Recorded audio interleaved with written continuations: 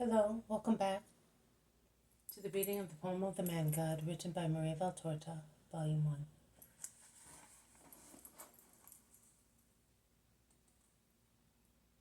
Chapter 155, Part 1, Cure of the Little Roman Girl at Caesarea, 5th May 1945. Jesus says, "Little John, come with me, as I have to make you write a lesson for the consecrated people of the present time. Watch and write." Jesus is still at Caesarea on sea. He is no longer in the same square as yesterday, but further inland, from where the harbor and ships can still be seen. There are many warehouses and shops, and as on the ground, in this open space, there are mats with various kinds of goods. I realize that it is near the marketplace, which was perhaps located near the harbor and warehouses, for the convenience of seamen and of the people buying goods brought by sea. There is a lot of shouting and bustling among the people. Jesus, with Simon and his cousins, is waiting for the others who are buying the food that is needed.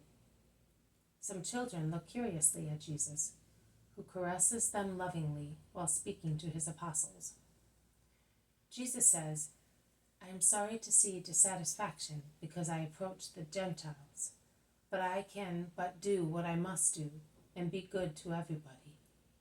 At least you three and John must endeavor to be good. The others will follow you and imitate you." How can one be good to everybody? After all, they despise and oppress us.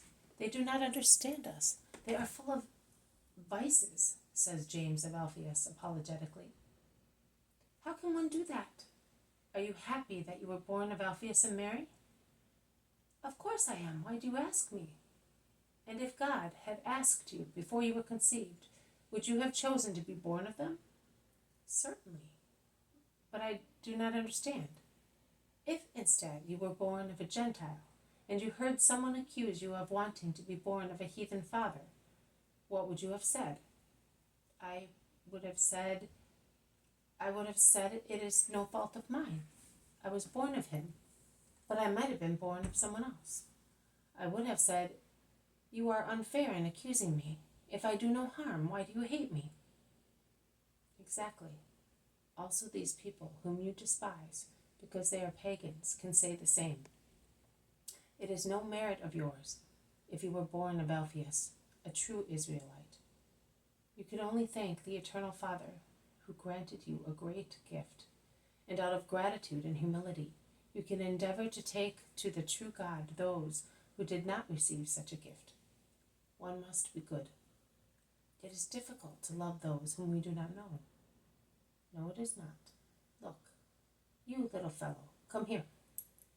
A little boy, about 8 years old, who is playing in a corner with 2 other little lads, comes near Jesus. He is a strong boy, with very dark hair and a fair complexion. Who are you? I am Lucius, Caius Lucius of Caius Marius, a Roman, the son of the decurion of the guards, who remained here after he was wounded. And who are those? They are Isaac and Toby, but we must not say, because they are not allowed to play with us. The Jews would hit them. Why? Because they are Jews and I am a Roman. They are forbidden to associate with us. But you are playing with them. Why? Because we are fond of one another. We always play together, dice or jumping, but we have to hide. And would you love me? I am a Jew too, and I am not a boy. Just imagine. I am a master, something like a priest. What do I care? If you love me, I will love you, and I love you because you love me. How do you know? Because you are good. Who is good loves. There you are, my friends. That is the secret to love, to be good. Then you love without considering to which faith other people belong. And Jesus, holding little Caius Lucius by the hand, goes and caresses the little Jewish children, who are frightened and hide in a passageway, and he says to them, "Good children are angels. Angels have one fatherland only, paradise. They have only one religion, the religion of the good one, the good of the one God. They have only one temple, the heart of God. Like little angels, always love one another. But if they see us, they will hit us. Jesus shakes his head sadly, but does not reply. A tall, shapely woman calls Lucius, who leaves Jesus, saying, "My mother," and shouts to the woman, I have a big friend. He is a master." The woman does not go away with her son. On the contrary, she comes near Jesus and asks him, "Hail, are you the Galilean who spoke at the harbor yesterday?" "Yes, I am." "Wait for me then. I'll be back in a moment." And she goes away with her little son. In the meantime, the other apostles have also arrived, with the exception of Matthew and John, and they ask, "Who was she?" "A Roman, I think," replied Peter and the others. "What did she want?" "She told us to wait here. We shall soon find out." Some people have come near them in the meantime and are waiting curiously. The woman comes back with other Romans. "So you are the master?"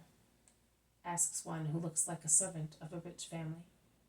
After receiving an answer in the affirmative, he asks, "Would it upset you if you had to cure the little daughter of one of Claudia's friends? The child is choking to death, and the doctor does not know the cause of it. She was all right last night. This morning she is in agony. Let us go." They take a few steps along a street towards the place where they were yesterday, and they arrive at a wide open main entrance of a house where Romans appear to be living. "Just a moment." The man rushes in and almost immediately looks out again and says, "Come in." But before Jesus can go in, a young ladylike woman comes out. Her extremely pitiful state is very obvious. She is holding in her arms a little child, only a few months old, completely inert, livid with suffocation. I would say that she is suffering from a lethal diphtheritis and is about to breathe her last. The woman clings to Jesus' chest like a shipwrecked person to a rock. Her tears prevent her from speaking. Jesus takes the baby, whose very pale, tiny hands with nails already blue are shaken by fits, and lifts her up. Her little head hangs down motionless. The mother, no longer a proud Roman in front of a Jew, has fallen at Jesus' feet, in the dust, sobbing, her face raised, her hair disheveled, pulling at Jesus' tunic and mantle with her outstretched arms. Behind and round her there are Romans of the household and Jewish women of the town, looking at her. Jesus wets his right hand forefinger with saliva, puts it into the little panting mouth, pressing it down the throat. The child writhes and becomes darker in the face. The mother cries, "Don't! Don't!" and she writhes as if she were pierced by a blade. The people are holding their breath. Jesus pulls his finger out with a mass of putrid membranes. The child writhes no longer, cries for a few seconds, then calms down and smiles innocently, shaking her hands and moving her lips like a little bird that chirps, flapping its little wings while waiting to be fed. Take her, woman, feed her. She is cured. The mother is so bewildered that she takes the child and, still kneeling in the dust, she kisses and caresses her and breastfeeds her. She seems to be out of her wits, as if she had forgotten everything except her child. A Roman asks Jesus, "How did you do that? I am the proconsul's doctor and I'm clever. I tried to remove the obstruction, but it was too far down. But you are clever, but the true God is not with you. May he be blessed. Goodbye." And Jesus is about to go away. But a small group of Israelites feel that they should interfere.